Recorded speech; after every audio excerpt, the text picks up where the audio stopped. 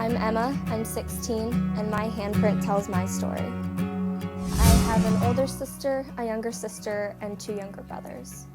As a family, we like to play sports, watch movies, anything as long as I'm with them. My brother plays ukulele and so do I, so we'll sometimes jam out or do things like that.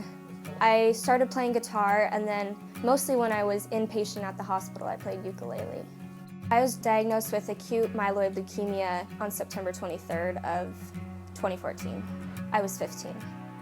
It was interesting because it took months where I just was feeling lethargic and having stomach aches and headaches, and I just didn't feel like myself, and I didn't know why or what was going on.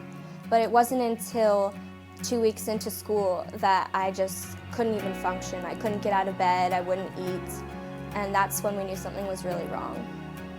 We had had a few visits before, but it wasn't until they drew my blood. The next day I was straight up here and put into a room, and I was here for a month of chemo. And so I didn't know it would be my last day at school or the last time hugging my little siblings, because here there was a rule that 12 and under couldn't even come into this unit. So I went a long time without my normal life, and I had to focus on getting better instead of what a normal teenager would do.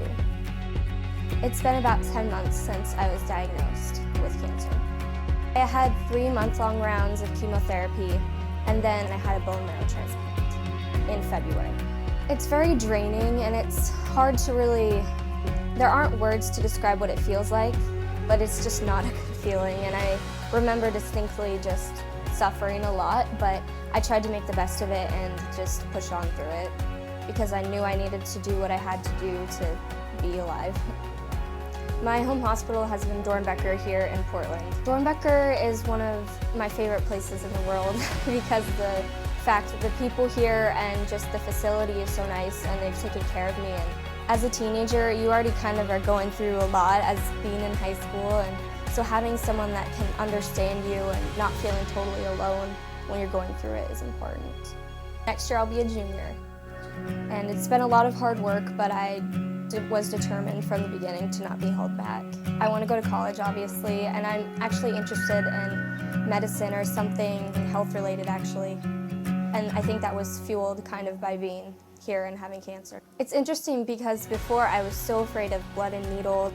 A hospital visit would be like the scariest thing, but now I'm really comfortable with it. And so, I don't know, I think that might be a good career path for me.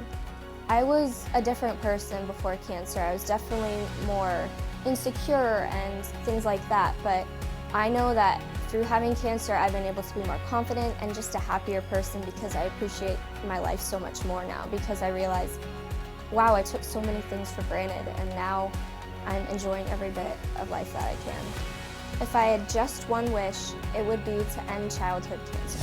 I'll be the one to keep you warm. I'll take you in out of the storm.